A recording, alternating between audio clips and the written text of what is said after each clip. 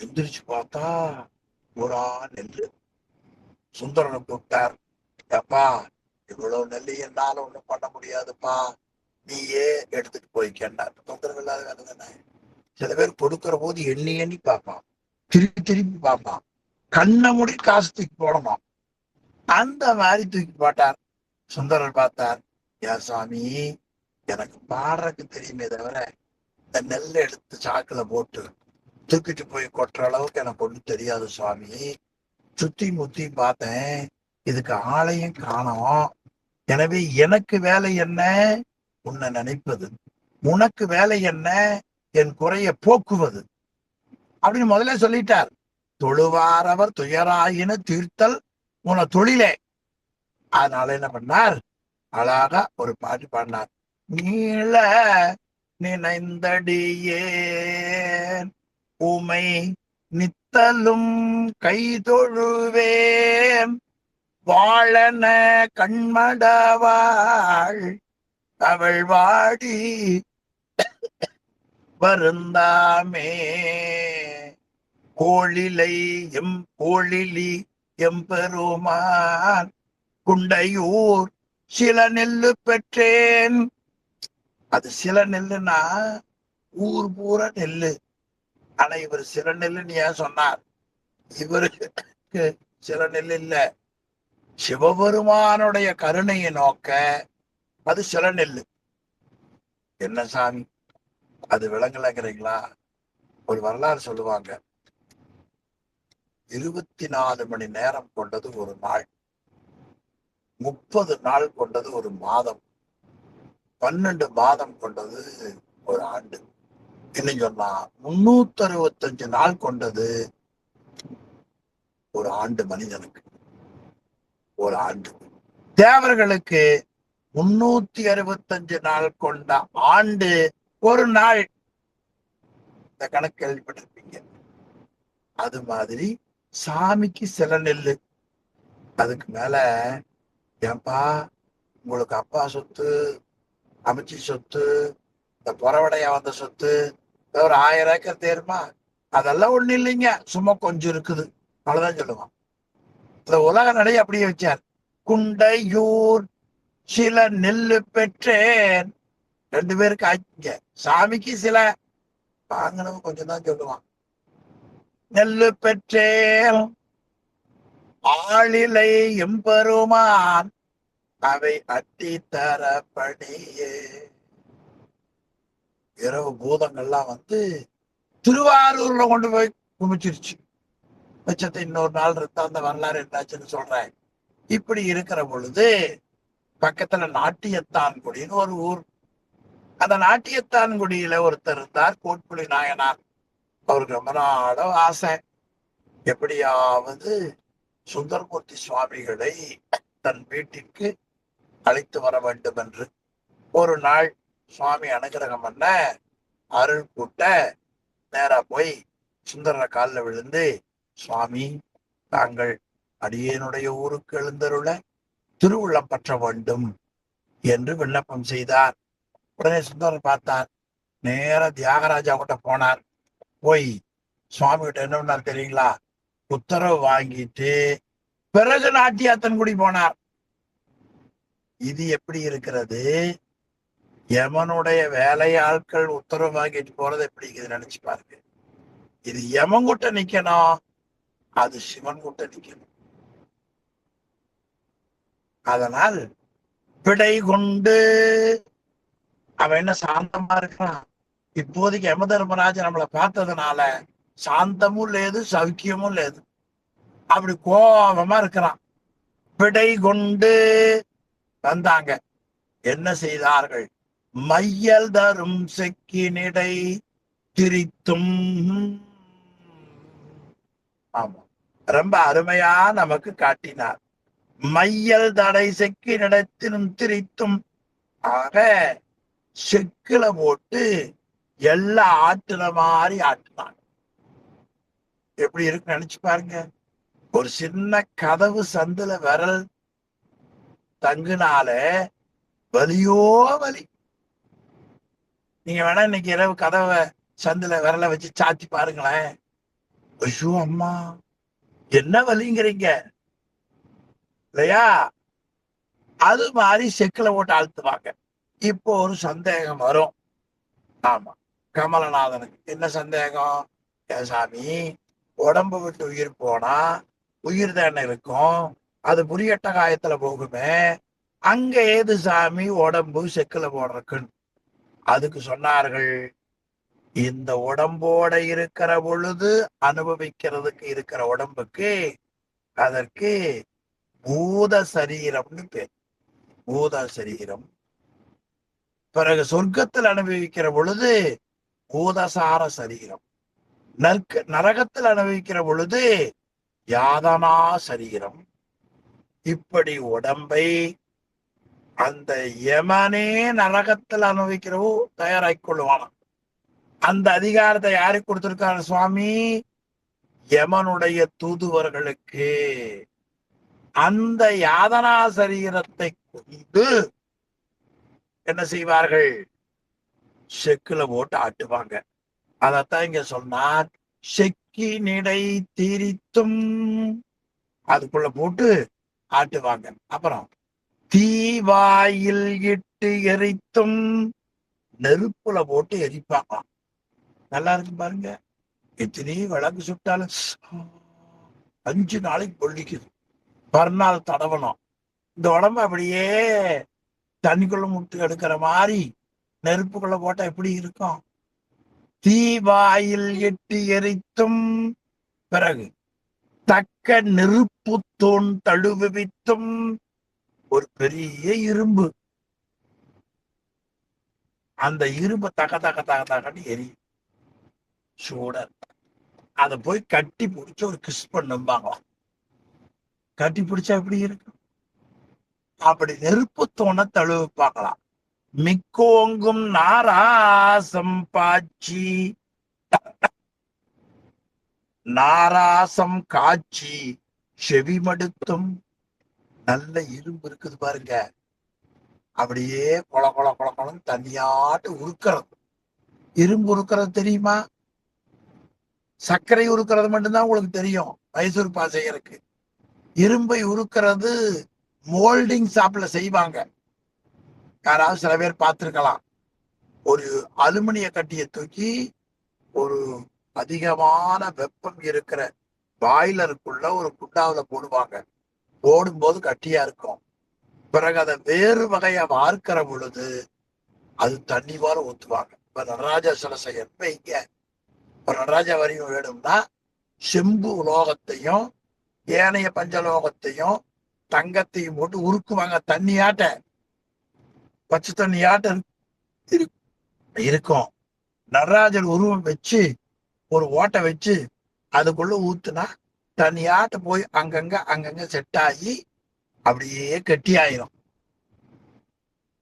அந்த நெருப்பால உருக்கின அந்த இரும்பு இருக்கு பாருங்க, அலுமினியம், அதை அப்படியே காதை பிடிச்சு நம்ம குளிக்கிறதுக்கு எண்ணெய் ஊத்துவோம்ல, அது மாதிரி காதுல ஊத்துவாங்களாம். சில நேரங்கள்ல நம்முடைய ஊர்ல எண்ணெய் கொஞ்சம் காய வச்சு தேய்ச்சு காது கொடுப்பாங்க, அது நல்லா உள்ள போகட்டும். அது மாதிரி எண்ணெய் தேய்ப்பாங்க. அது சூடா இருந்தா காது சுட்டு வச்சிடும். அப்படி இந்த இரும்ப காய்ச்சி காதுல ஊத்துவாங்களாம். செக்கை நிடைதிரித்தும் தீவாயில் இட்டரித்தும் தக்க நெருப்பு தூண் தழுவித்தும் திக்கோங்கும் நாராசம் காய்ச்சி செவி மடுத்தும். ஆக எரிகிற இரும்ப எடுத்து அப்படி காதுல வச்சுவாங்க. செவி மடுத்தும். அடுத்து நா அறிந்தும், பேசக்கூடிய நாவை அறிந்து எடுத்துருவாங்க. நா அறிந்தும். சக்தி நாயனார் ஒருத்தர் இருந்தார். யாராவது சிவபெருமானையோ அடியாரையோ பழித்தால் அந்த பழிப்பவனுக்கு பாவம் வரும். அதனால சக்தி நாயனார் ஒருத்தர் இருந்தார். ஒரு கையில குரடு வச்சிருப்பார். இப்படி கத்தி வச்சிருப்பார். அவன் பேசினான்னா அதனால பாவம் வரும். கொரடல நாக்க பிடிச்சு அறுத்து களை போட்டுருவார். ஏன் இனிமேல் இந்த பாவச் செயல் இந்த கருவி இருந்தா தான் செய்வான் என்று. அது எப்படின்னு கேட்டீங்கன்னா, சில பேர் கோவப்படுவாங்க, கத்தி எடுத்துக்குவாங்க. தடுக்கிறவங்க என்ன பண்ணுவாங்க, கத்திய பிடிங்க முதல்ல கிளை போட்டுருவாங்க.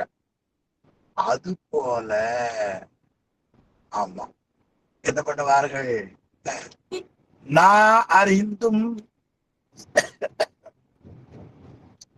ஈரா உன் ஊனைத்தின் என்று அடித்தும். ஆமா, ஈரா உன் ஊனைத்தின், அவரவருடைய உடல்ல இருக்கிற தசைய அவரவர்களே எடுத்து சாப்பிடும்படியா அடிப்பார்களாம். ஈரா உன் ஊனை தின்கின்ற அடித்தும் பேராமல், இதெல்லாம் பற்றி திருந்தாம ஆங்கு ஆள் நரகத்து அழுத்துவித்தும், இனி மீளாதபடி ஆழ்ந்த நரகத்துல அழுத்து செய்வார்கள் யமதூதர்கள். பிறகு பின்னும் தம் கோபம் மாறாத வேட்கையராய், மீண்டும் அந்த கோபம் மாறாமல்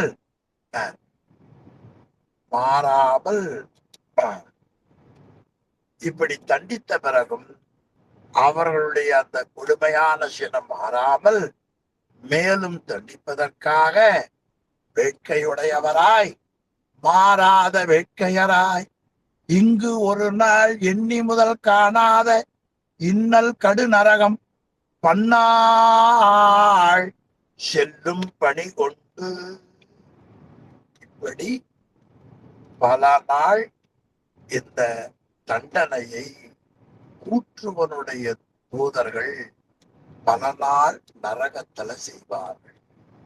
இந்த நரகத்தை பற்றி ஒரு கருத்து சொல்லுவார்கள்.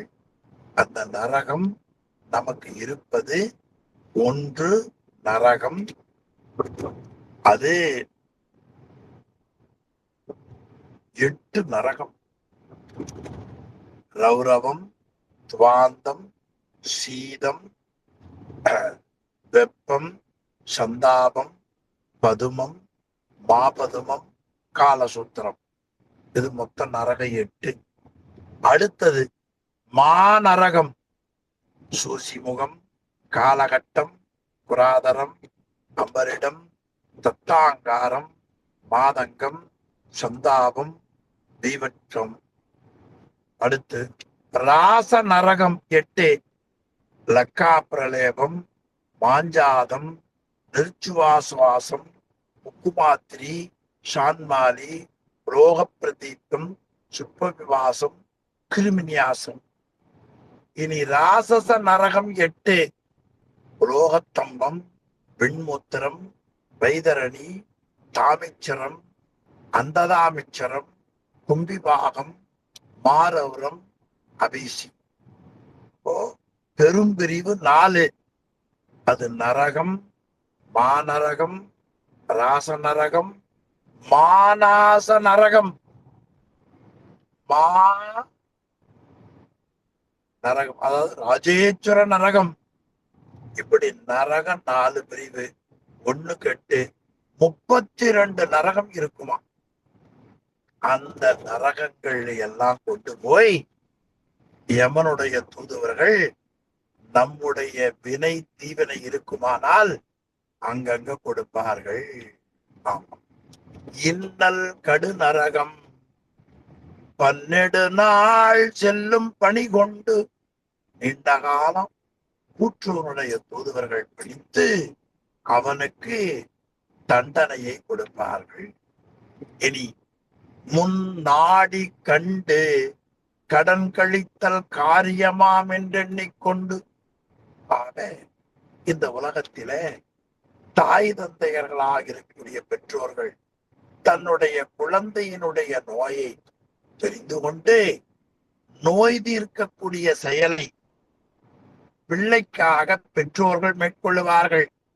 அந்த முறையில கடன் கழித்தல் காரியமாம் என்று எண்ணிக்கொண்டு வருநோயின் குறிப்பறிவர் மண்டு எரியில் காய்ச்சி சுட அறுக்க ஒரு பிள்ளைக்கு வந்த நோயினுடைய தன்மையை கண்டு சில உடம்புல ஆபரேஷன் செய்தும் பிறருக்கு நெருப்பில் காய்ச்சி இரும்பு கோலை கொண்டு சுடவும் கத்தி கொண்டு அரிக்கவும் செய்வார்கள்.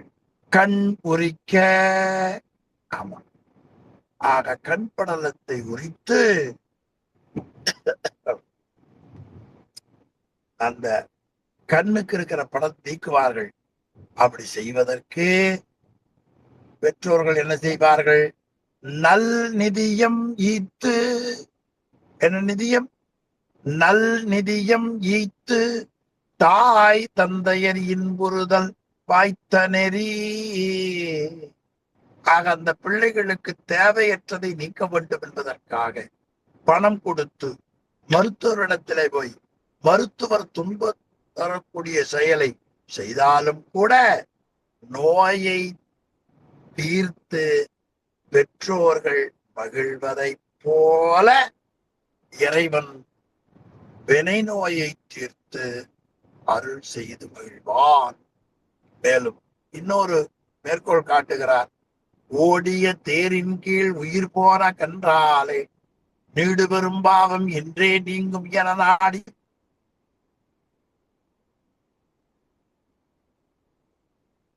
தன் மைந்தனையும் ஊர்ந்தோல் விளக்கே விளக்காக அறையில தன்னுடைய மகன் பசுவினுடைய கன்றின் மேல தேரேற்றி பசுவின் கன்று இறந்த காரணத்தினால் தண்டனை கொடுத்த அந்த சோழ மகாராஜா ஒரு மைந்தன் தான் அவர் குலத்துக்குள்ளான், அதை கூட பாராமல் குழந்தையை படுக்க வைத்து தேர் சக்கரத்தை ஏறி அவன் உயிரை உடம்பு விட்டு நீக்கி அந்த உயிருக்கு வரக்கூடிய குற்றத்தை போக்கினான்.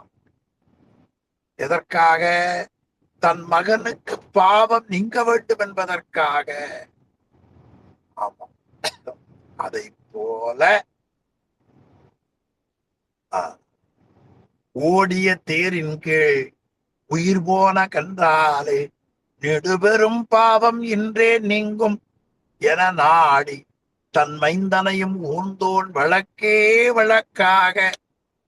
அந்த முறையில நஞ்சினைய சிந்தை நமன் தூதர், நஞ்சை போன்ற கொடிய மனமுடைய கூற்றுவனுடைய தூதர்கள் வெஞ்சினத்தால் அல்லல் உறுத்தும் மிக கொடுமையான கோபம் கொண்டு இத்தகைய துன்பங்களை உயிர்களுக்கு கொடுத்தும் ஆறு நரகம் கண்டு நிற்க வல்ல கருணை மரம் போற்றி.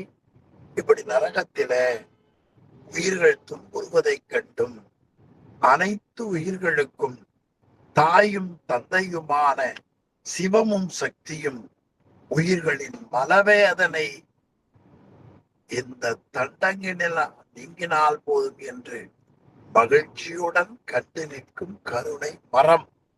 உயிர்கள் வினைக்கு ஏற்ப துன்பப்படுகிற பொழுது எப்படியோ இந்த உயிருக்கு இருக்கிற வினை நீங்க பெற்று நம்மோடு சேர்த்தால் போதும் என்று காட்டக்கூடிய மரக்கருணை. அந்த மரக்கருணை எம்மை காப்பதாக. அந்த மரக்கருணையை தான் ஆசிரியர் உமாபதி சிவம் ஆறு நரகம் கண்டு நிற்க வல்ல கருணை மரம் போற்றி. அப்படி கருணையை உடையவன் இறைவான். எனவே அந்த உடம்பை விட்டு உயிர் போன பிறகு உயிருக்கு யாதனாசிரியரத்தை யமனுடைய தூதர்கள் கொடுக்க அந்த உடம்பை கொண்டு செக்கில போட்டு முதலா நரகத்துல வைத்து, இதெல்லாம் எப்படி சாமி பார்த்துட்டு இருக்கிறார் என்றால், எப்படி தன் மகனுக்கு சிவ அபராதம் செய்ததால் தீங்கு வரும் என்று கருதி தன் மகனையே தேர்கால இட்டு கொன்றானே மனுநீதி சோழன், அவரை போலவும் நோய் இருக்கிற பொழுது அந்த நோயை எப்படியாவது திருத்து விட வேண்டும் என்று பெற்றோர்கள் மருத்துவரிடத்திலே சொல்லுவதை போலவும் அறக்கருணையோடு உயிர்களுக்கு இதை அருமையாக செய்வான். அந்த செய்யக்கூடிய கருணையை நாம் வணங்குவோம். அந்த கருணைக்கு பெயர் மரக்கருணை என்று பெயர் என்று ரொம்ப அருமையான பகுதிங்க. இந்த பகுதி ரொம்ப ஒரு முறைக்கு இருமுறை நீங்க அன்பர்கள் படித்து பார்க்க வேண்டும். 32, 33, 34 இந்த பகுதிகளில உடம்பு கிடைப்பது, தண்டனை கொடுப்பது, ஆன்மா திரும்புவது என்றெல்லாம் அழகான மந்திரங்கள் கூறப்பட்டிருக்கின்றன. ஆனால் கோயில் நான்மணி மாலையில பட்டினத்தார் 36வது பாடல்ல கூட தெரு சொல்லாளர் சினம் திருகி என்ற பாடல்ல யமலோகத்துல அடையக்கூடிய வேதனைகள் மிக கொடூரமானது என்பதை அழகாக காட்டுகிறார்கள் என்று சொல்லி இறைவனுடைய திருவருளினாலே நரகத்தில் அனுபவிக்கிற வேதனைகளை பற்றி காரணகாரியத்தோடு இன்றைய வகுப்பிலே நினைவூட்டுகிற வாய்ப்பை எல்லாம் வல்ல பரம்பொருள் கருணையோடு நமக்கு அருள் செய்த கருணையை போற்றி கேட்டு சுகுடியம் பெறுகிற தொண்டர்களின் திருவடிகளையும் சிறமேல் கொண்டு மனம் மொழி மெய்களாலே வணங்கி இந்த வகுப்பை இந்த வகுப்பை இதோடு நிறைவு செய்தது. சிவாய நம. திருச்சிற்றம்பலம். ஐயம் இருந்தா கேளுங்கம்மா.